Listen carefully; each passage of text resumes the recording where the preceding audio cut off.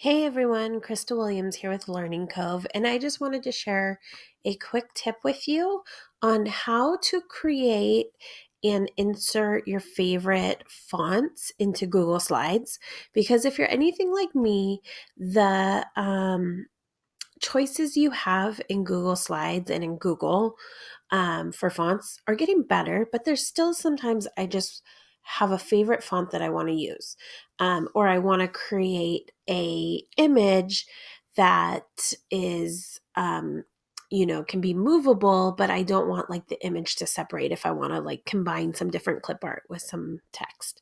So real quick, I always start in PowerPoint. You can start in any type of presentation software that you prefer. But for me, it's definitely PowerPoint. So I'm just going to show you a quick example. So I'm just going to insert a text box. And let's say in my Google slide, I don't know, let's just say I want to show them where to write. So random, I know. But so I'm just going to say right here. And I wanted it in, say, a fancy font. Here's one that I really like. Okay. And then let's say I wanted to maybe include a clip art with it. So really quick, I'm just going to search in my clip art um, for a pencil. Here's one. So I will just take that and drag it in. Okay, so now I have my pencil and my font. Okay, but I don't really want to save it as like this huge image. I could save it really big and save it as a ping and export it as a ping, but I just want to like just save this and this together.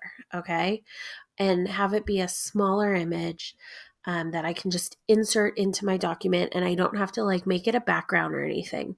So I'm going to take it, I'm going to place it exactly like I like it. Maybe you want to, have it a little bit more styled. So like that. Okay. So what I'm going to do is I'm going to select the text and the pencil. Okay. Everything you want included in the image, you're going to select. You can pick and choose. And then I'm going to right click and I'm going to save as a picture. So this is different than the exporting. This is right clicking and then save as a picture. And then it's going to save as a ping. You can change it to a JPEG or a PDF or any of those other options. I, for the most part, use ping. I'm just going to title it so I can find it quickly right here on my desktop. Okay. And so that's all I need to do on PowerPoint. So now I can minimize that. And now I can come over here to my Google Slides or any Google apps for education that I'm using. And you can see my images right here on the desktop, which is nice. So I can just drag it in now. And there it is. And now, because it's not a background and it's just an image that I drug in, I can like resize it.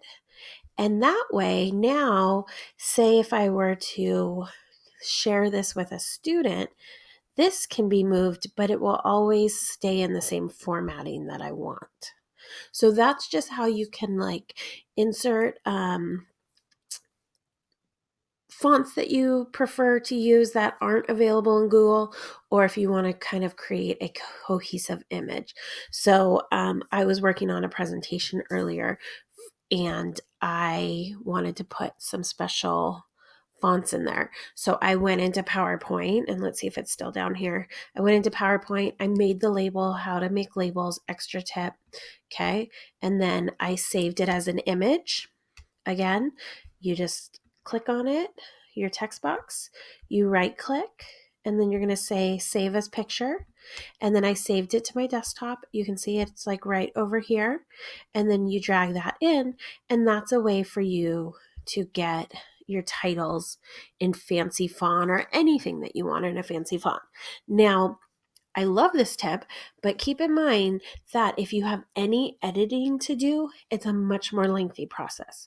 So like right now, if I wanted to change a word on here and say extra tips or how to make a label, or, I had a simple edit, I would actually have to go all the way back to the PowerPoint, make the edit, resave it as a picture, and then re-drag it in.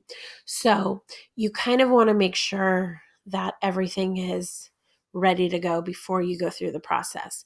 I mean, you can always change it, but it's just a little bit more of an extra step. As always, follow me on Instagram at Learning Cove, and hope this tip was useful for you. All right, thanks.